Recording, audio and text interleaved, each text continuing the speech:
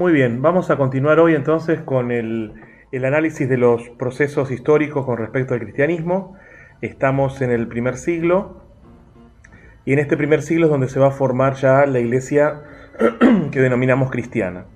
La iglesia cristiana entonces nace a partir de un personaje histórico denominado Jesucristo, pero que en realidad no encontramos en sus propias palabras ni siquiera la palabra iglesia o las primeras doctrinas puntuales del cristianismo, que sí se van a encontrar a partir de la experiencia teológica del apóstol San Pablo y de la formación de una suerte de tradición dentro del cristianismo, que es la que después, cuando comience la Edad Media, es la que va realmente a permanecer hasta nuestros días, con todas las variantes que hay, ¿no?, en todas las formas religiosas.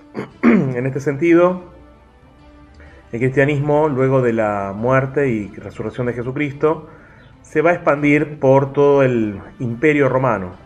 Norte, sur, este y oeste, el cristianismo va a tratar de ir permeando toda la estructura social del imperio romano, un imperio que en este momento estaba en el siglo I aún fortalecido, un imperio que controlaba la mayor parte de Europa, norte de África, el Medio Oriente, y todos los caminos marítimos correspondientes al mar Mediterráneo, y ríos, lagos y toda zona aledaña al imperio.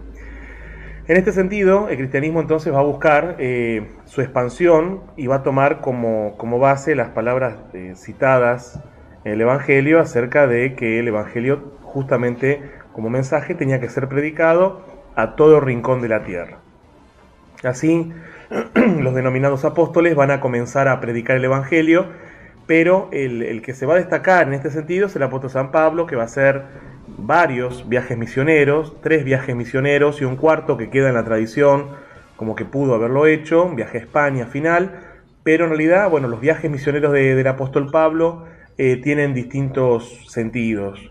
La formación de la iglesia, que uno puede encontrar en Hechos de los Apóstoles, en el libro del Nuevo Testamento, atribuido su redacción a Lucas y quizás escrito posteriormente, estamos hablando de la década del 70, nos muestra una iglesia que no tenía, digamos, una sola versión, sino que había varios postulados dentro de ella. En este sentido, encontramos personajes ligados al centro de culto en Jerusalén y personajes que van a estar más ligados al judaísmo de la diáspora.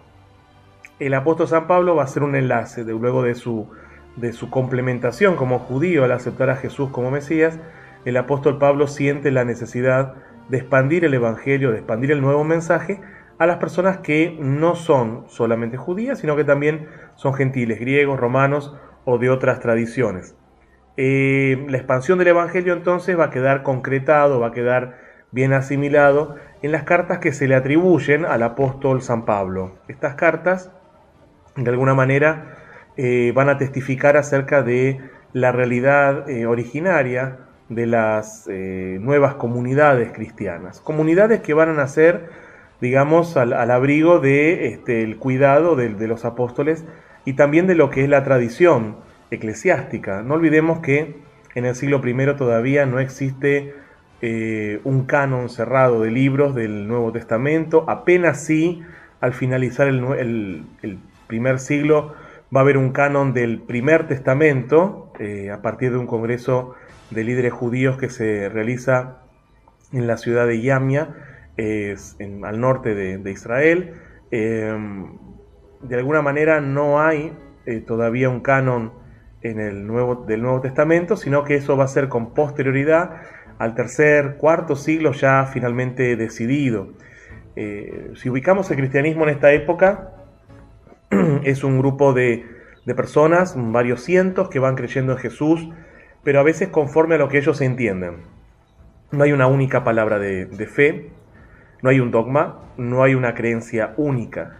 Como todo movimiento, desarrollo histórico-cultural, es un desarrollo procesual, o sea, parte a parte se va construyendo la idea. No es lo mismo leer los evangelios y ver la figura de Jesús en los evangelios, ni siquiera comparando los sinópticos o sea, aquellos que se pueden comparar de un pantallazo con Juan. No es el mismo tipo de Jesucristo el que se presenta, si bien sí es el Mesías, si bien es el Redentor, pero las variables ideológicas, teológicas son bien manifiestas. Como así también no es lo mismo leer las cartas de Pedro, la carta de San Pablo, las otras cartas o epístolas, mejor dicho, universales, ¿no? Porque todavía no había una sola línea de pensamiento. Entonces, es interesante que tengamos en cuenta que el cristianismo no nace en un bloque ya consolidado, formado, compactado. El cristianismo va a tener, digamos, un proceso de tiempo que se va a ir, en el cual se va a ir desarrollando, y esto no tiene que quitarle la fe a nadie. En realidad el cristianismo es un movimiento netamente humano que absorbe una idea, la idea propia de un Dios que se manifiesta en la persona de un ser humano, que también en el cristianismo se considera que es Dios, que es Jesucristo. Ahora, la consideración de Jesucristo como Dios se va a dar en los concilios ecuménicos de obispos en forma posterior al primer siglo. O sea que en el primer siglo no tenemos un cristianismo formado tal cual nosotros lo entendemos hoy. No hay ninguna denominación religiosa hoy día que pueda determinar que sus creencias parten solo del siglo I, sino también parten del siglo II, del siglo III, del siglo IV y hasta del siglo V. Entonces, en este sentido, ver la formación histórica del cristianismo nos ayuda para poder determinar sus variantes.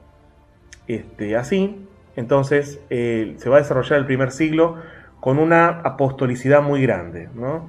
Luego los apóstoles van a morir, o sea, la primera generación de discípulos cercanos a Jesucristo va a morir. El primer concilio de la iglesia, por así denominarlo, se dio en la ciudad de Jerusalén hacia el año 50 aproximadamente casi 2 décadas después de la presencia de Jesucristo en la tierra.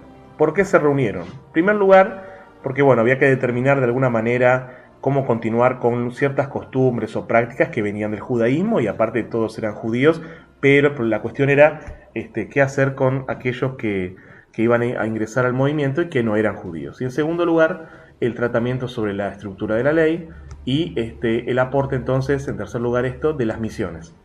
¿Qué misiones se iban a hacer? ¿Cómo se iban a hacer? ¿Y qué mensajes se iba a llevar adelante? Según el relato de Gálatas, capítulo 2, no había una relación plena entre el apóstol San Pablo y San Pedro a raíz de ciertas consideraciones con respecto a la ley y el tratamiento de los nuevos conversos. El grupo duro, digamos, teológico de Jerusalén, lo que pedía era que los nuevos conversos pasaran por prácticas propias del judaísmo para luego acceder a la fe en Cristo, como si fueran conversos, como antes el judaísmo y hoy día lo sigue aceptando. Y por otro lado, un núcleo más blando en este aspecto, no podemos decir más abierto, sino por ahí más asimilado o helenístico, decía que en realidad los nuevos conversos no tenían que pasar por ninguna práctica judía y lo que tenía que ocurrir era que aceptaran a Jesucristo, se bautizaran y creyeran, tomando en cuenta la ley moral, digamos, que es la que proviene también del Antiguo Testamento. Bueno, esto fue complicado. Finalmente se tomó una determinación, según nos dice el libro de Hechos de los Apóstoles, que fue que se aplicaran a los nuevos conversos las leyes noágidas, las leyes dadas a Noé según la tradición judía, y que se aplicaban a todas las personas posterior al diluvio. Por ejemplo, no comer carne de animales que han sido ahogados y no desangrados, guardar prescripciones morales y no comer animales o cosas, digamos, sacrificadas a los ídolos. En este sentido, son 7 leyes, las leyes noágidas, y era la única prescripción que se le ponía encima a las personas que iban a insertarse en el ámbito de los creyentes en Jesucristo. Creyentes en Jesucristo que residen en Antioquía, o sea, el actual Siria, van a recibir el nombre de cristianos porque hablan de Cristo. Ellos mismos no se llamaron cristianos hasta ya casi 2 décadas después del nacimiento de esta nueva secta dentro del judaísmo. Cuando hablamos de secta estamos hablando de un grupo dentro de, y en este sentido, lo que vamos a ver a continuación, tiene que ver con la posibilidad que tuvo el cristianismo entonces de darse a conocer independientemente de la cultura y tradición judía.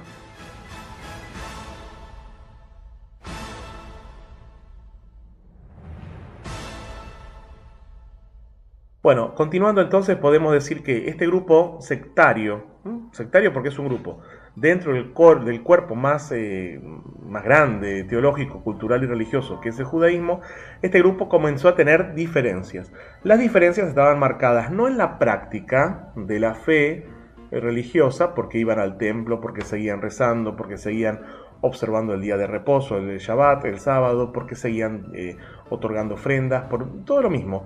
Pero la diferencia era que aceptaban a Jesús como Mesías, como que el Mesías había venido en la persona de Jesucristo, aquel Mesías anunciado en ciertos pasajes bíblicos, proféticos, que ellos comenzaron a interpretar como que apuntaban a la persona de Jesucristo.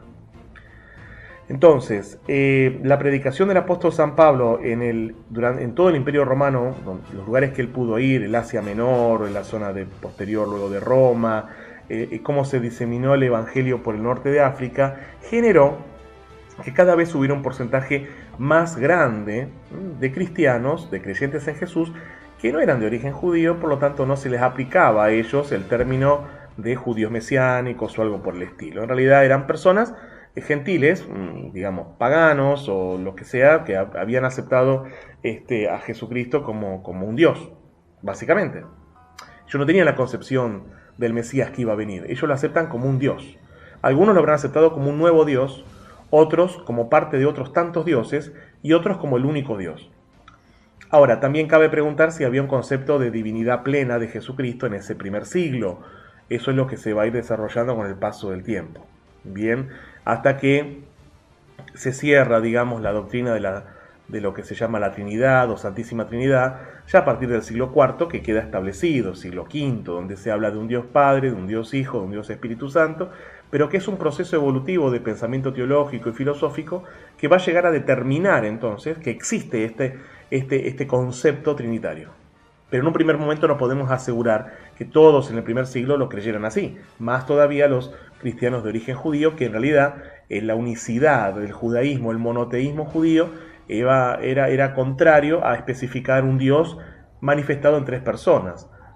Es más, el término persona no es un término que se puede aplicar desde el judaísmo o desde el idioma hebreo a la concepción griega de Jesucristo, la Trinidad, el Espíritu Santo, Dios Padre. En realidad, la persona en griego, prosopon, no es un término que se crea, se creó el término para poder explicar mejor y de forma más acabada y completa el concepto de persona dentro de la Trinidad, o sea, Dios Padre, Hijo y Espíritu Santo.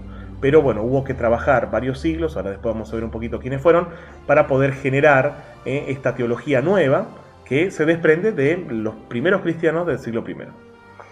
En este sentido, entonces, del avance del aumento, ¿no?, de los cristianos de origen gentil, bueno, de alguna manera, los cristianos o los creyentes en Jesús de origen judío no van a replegarse, al contrario, van a juntarse y van a estar más unidos en un centro teológico que era Jerusalén. Los otros centros teológicos eran Alejandría en Egipto, Antioquía en Siria y la propia Roma, que tenía un cuerpo de cristianos bastante interesante, importante, a los cuales se les destina una carta, que es la carta a los romanos del apóstol Pablo, que es como una especie de testamento teológico, sobre el cual van a venir luego varios comentarios doctrinales, ¿no? En este caso, la justificación por la fe, la santificación por la fe, el papel de la ley, la gracia, la vida en el espíritu, el pecado original, si es así, si no es así, la transmisión del pecado a todos los hombres. Bueno, todo esto deviene del testamento espiritual de San Pablo, que es la carta a los romanos. Un pensamiento que era distinto en la composición y distinto en la profundidad al que estaba siendo elaborado en Jerusalén, donde estaba, por ahí uno podría decir, estancado en ciertas consideraciones o prácticas que habían venido de la tradición hebrea, pero que en realidad, tenían su propia vida, su propia estructura y consideraban a Jesucristo desde ese ángulo. La destrucción en el año 70 del Templo de Jerusalén por parte de los romanos fue un acontecimiento que también algunos aplican Mateo 24, prediciendo lo que iba a pasar acerca de la destrucción de ese templo.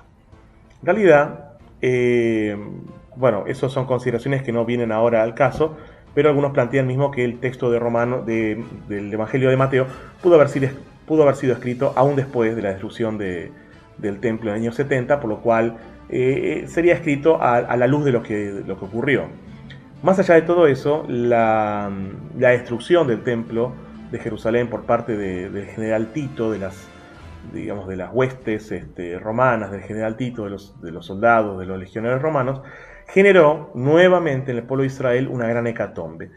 Con respecto al templo como centro económico, religioso, cultural, sociológico, espiritual de la nación judía, templo de Salomón fue tocado luego, siglos después de su formación en el siglo X, en el siglo VI, cuando los babilonios atacaron, después hubo una reconstrucción, después nuevamente ese templo pasó a ser la fuente de vida principal del pueblo, de la nación judía, y ahora nuevamente es destruido. Esta destrucción va a ser general y completa, no como la del 587-86, cuando ahí comenzó la destrucción, y luego con Esdras y Nehemías, según nos cuentan, ¿no? También el libro de Crónicas del Antiguo Testamento, del Primer Testamento, vuelven y lo reconstruyen. Ahora el templo no va a poder ser nuevamente reconstruido.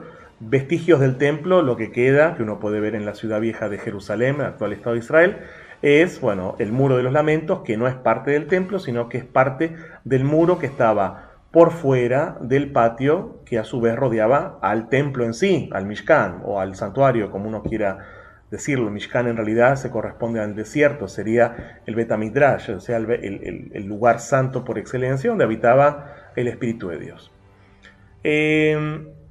La destrucción del templo de Jerusalén, entonces, marca un quiebre en la historia judía, en la vida de la historia judía. Pero, cuando se ven los registros históricos y se analizan varios autores, uno encuentra que en la pérdida de vidas que hubo en ese momento, que fueron de varios cientos de miles, había varios cientos de creyentes en Jesús que eran de origen judío y que habían muerto defendiendo la ciudad. Entonces, acá el cristianismo también va a recibir una suerte de cambio. Al morir casi toda la comunidad judía creyente en Jesús en Jerusalén, el cristianismo quedó en manos, por así decirlo, de los creyentes cristianos de origen gentil, que vivían por fuera de la zona de Judá.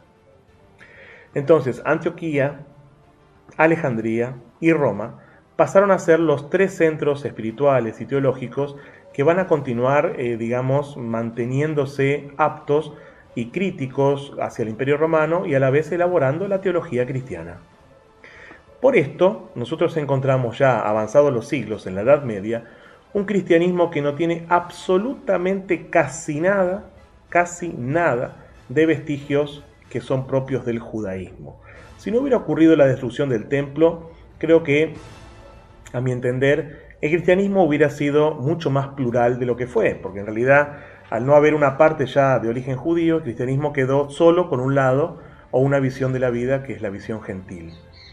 Una visión gentil que fue de alguna manera ayornada, preparada y evangelizada por los mensajes del apóstol Pablo, pero que bueno, no dejaban de ser justamente personas que bueno, venían de otra cosmovisión, de otra cultura, y que se estaban acercando a los escritos sagrados con otra perspectiva, con otras tradiciones, con otras animosidades. Entonces, así podemos ver que el cristianismo en el año 70 va a sufrir una estocada. Por más que algunos planteen que esto significaba también que el rompimiento del centro de culto, que era Jerusalén, implicó que hubiera como una explosión del Evangelio. Yo no considero eso, considero que el Evangelio ya estaba presente en el Imperio Romano, se iba a expandir en el Imperio Romano, pero hubiera sido muy bueno que se mantuviera en Jerusalén un centro de creyentes en Jesucristo, que marcaran también una tendencia y abogaran por la pluralidad de lo que implicaba la teología cristiana vista desde la cosmovisión hebrea, judía, que fue la que originó también las Sagradas Escrituras.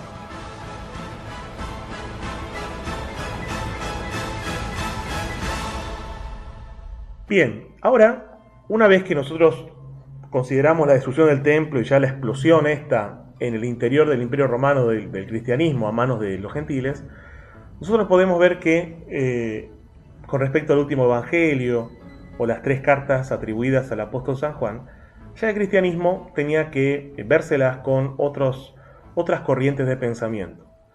En este sentido, las corrientes de pensamiento son aquellas que tienen que ver con doctrinas o filosofías muy ajenas a la corriente cristiana y a las cuales el cristianismo tenía que de alguna manera expulsar de su interior. O sea que no solo que estaba en proceso el cristianismo de formación, sino que también tenía que a su vez limpiar por dentro muchas cosas. En este caso también el concepto del gnosticismo.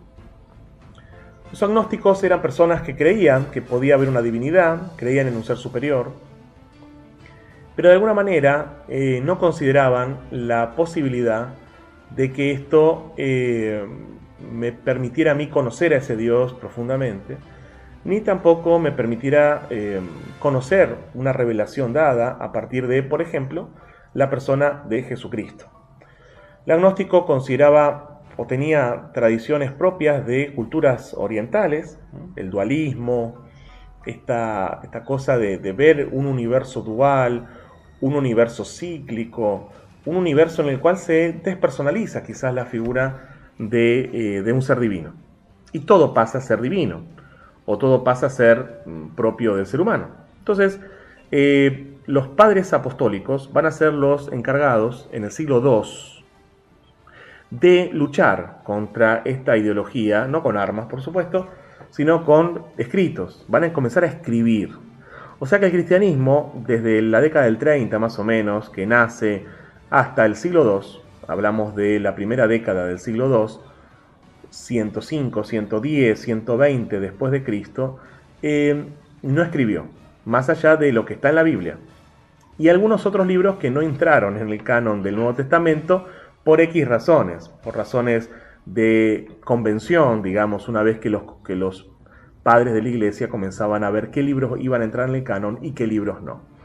Pero los primeros libros escritos en defensa del cristianismo se llaman libros apologéticos. El Evangelio de Juan es como un libro apologético en su prólogo. Si ustedes leen el capítulo 1, versículo 1 al 3, van a ver como una nueva recreación, como algo nuevo que si lo comparan con Génesis capítulo 1, 1 y 2, y 3 también, donde comienza a hablar de la luz, van a ver que hay como una nueva, un remixado de la antigua creencia hebrea, ahora propia en Jesucristo. Entonces, considerando esto, podemos ver que el cristianismo comienza a mantener una defensa, a tener una defensa. Los padres apologetas son los que van a justamente defender, de ahí la palabra apología. Tienen que presentar razones de su fe, por las cuales creen en lo que creen. Así, de alguna manera, el cristianismo entonces comienza a tener forma. Va a haber un montón de personajes que tienen que ver con esto, y que de alguna manera van a defender, ¿sí? El cristianismo. No son de origen hebreo, son todos de origen latino en su mayoría, y Justino Mártir, Ireneo de León, son personajes, entre otros, ¿no? Que van a ir en defensa de la fe cristiana. Citamos también a Papías. Bueno, ahora, estos padres apologetas van a estar también en varias zonas, ¿no? Antioquía, Alejandría y en Roma. Y ellos son los que van a, de alguna manera, con sus escritos, ir defendiendo el cristianismo y entablando discusión con filósofos de origen gentil, griego, romano.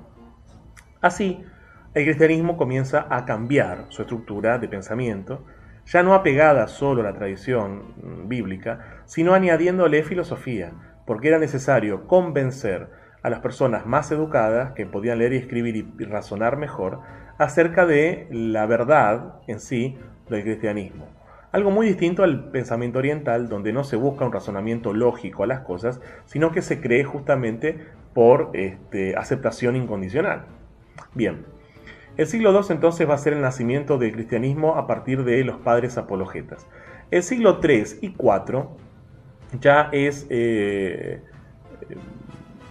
alguna manera el sumum de los padres apologetas, ya es de alguna manera la concreción de ellos.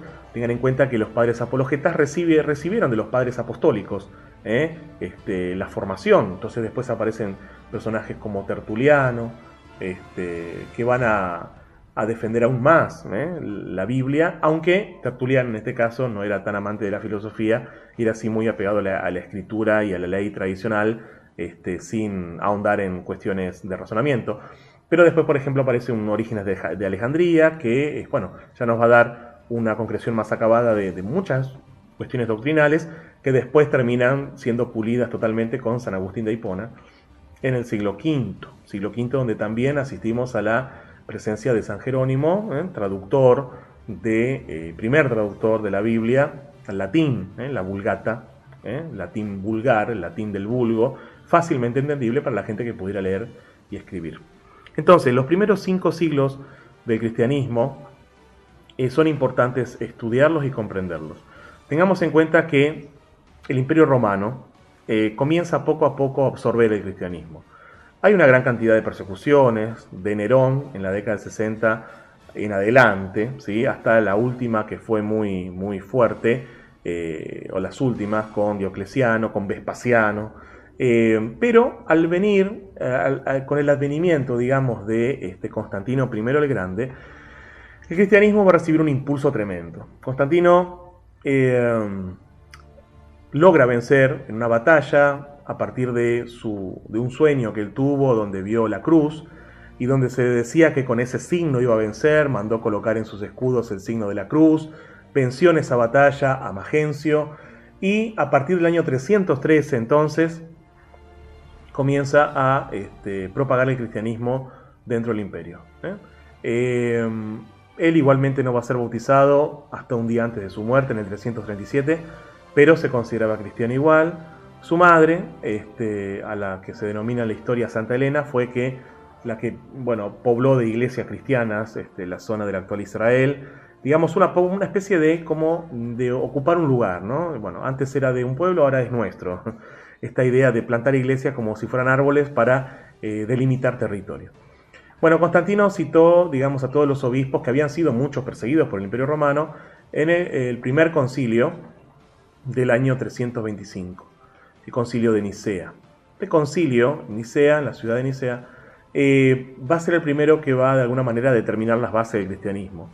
Va a considerar quiénes son herejes, quiénes no, cuál es el canon, cuáles son las verdades primeras de la doctrina cristiana, y a partir de ahí va a haber una serie de concilios, que los vamos a ver la semana próxima, y estos concilios van a, de alguna manera, darle el encuadre y el cierre a la doctrina cristiana.